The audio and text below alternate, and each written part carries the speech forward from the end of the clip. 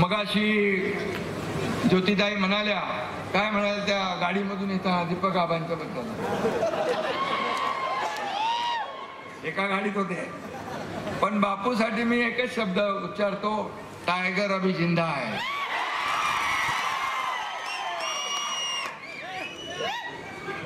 अरे त्याला काय वाऱ्यावर सोडणार नाही मी.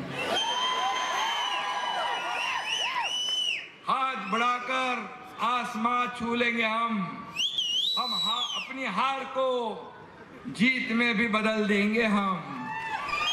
आणि म्हणून काळजी करू नका, आपले बापू स्पष्ट वक्ते आहे, बोलून टाकतात. मनातलं भडाभड भडाभड मोकळ्या मनाचा आहे, ढोकळ्या मनाचा आहे, मनात काय ठेवत नाही.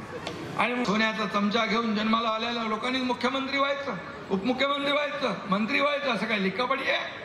आणि म्हणून आम्ही सोन्याचा चमचा घेऊन जन्माला आलो नसलो तरी सुद्धा सर्वसामान्यांच्या आयुष्यामध्ये सोन्याचे दिवस आणण्यासाठी आमचा जन्म झालेला आहे.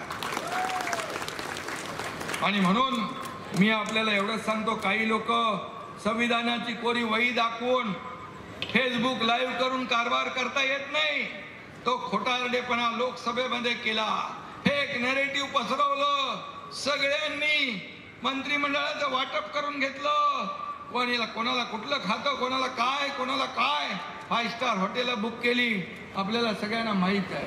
परंतु माझ्या लाडक्या भावांनी, लाडक्या बहिणींनी, लाडक्या शेतकऱ्यांनी त्यांची सगळी बुकिंग रद्द करून टाकली आणि महायुतीचं सरकार या ठिकाणी आणलं.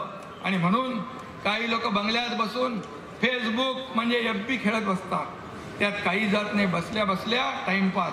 FB म्हणजे काय, फुकट बाबूराव.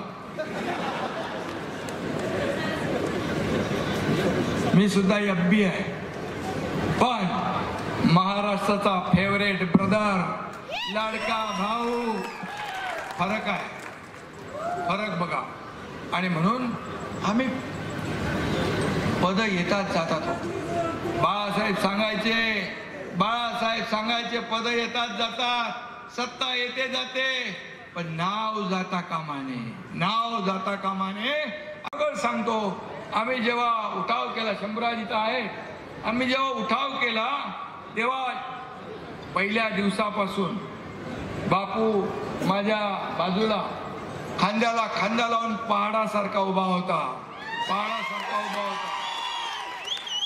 आणि सगळे स्ट्रेस मध्ये होते तिकडे सगळे.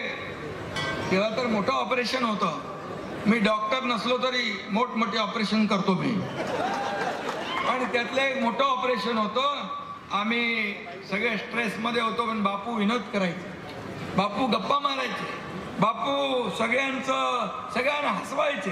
अख्ख्या गुवाहाटी मधला पर्यटन व्यवसाय वाढून डबल नाही चौपट केला बापूच्या मुळे झाला. काय ती झाडी, काय ते डोंगर, बापूचा डायलॉग हाच एक फेमस आहे.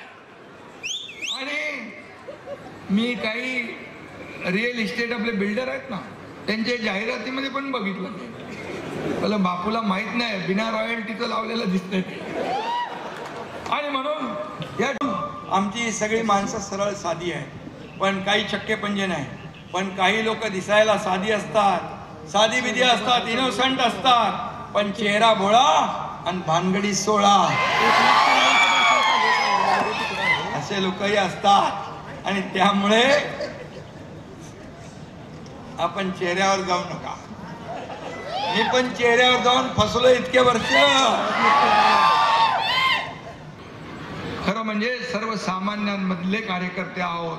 आणि म्हणून पण मी पदावर खाली होतात, सत्ता येते, सत्ता जाते, पुन्हा येते, पद येतात, जातात, पुन्हा येतात. परंतु मी आपल्याला सांगतो, मला या महाराष्ट्रातल्या करोडो लाडक्या बहिणींचा लाडका भाऊ ही ओळख जी मिळाली ती सगळ्या पदांपेक्षा मोठी आहे. आणि हे मी माझं भाग्य समजतो. आणि म्हणून मी आपल्याला एवढंच सांगतो, खुर्च्या बदलल्या, मन बदलली नाहीत, इरादे बदललेले नाहीत. दिल वही, इरादे वही और हौसले भी वही है.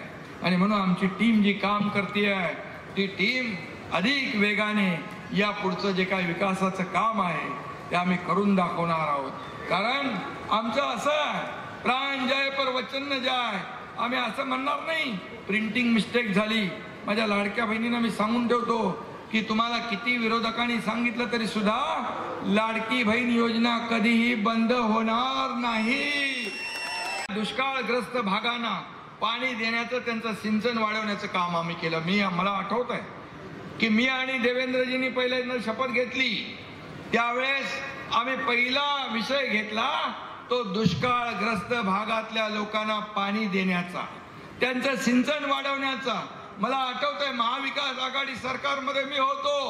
2.5 वर्षात जयकुमारजी फक्त 4 सुप्रमा दिल्या आणि मी मुख्यमंत्री होतो. देवेंद्रजी, अजितदादा आमच्या टीम मध्ये 150 सुप्रमा दिल्या. 150 सुप्रमा, सुधारित प्रशासकीय मान्यता. आणि म्हणून जेव्हा जेव्हा या ठिकाणी पाण्याचा प्रश्न येतो त्यावेळेस बापूंनी त्याचा पाठपुरावा केला. एबीपी माझा, उघडा डोळे बघा नीट.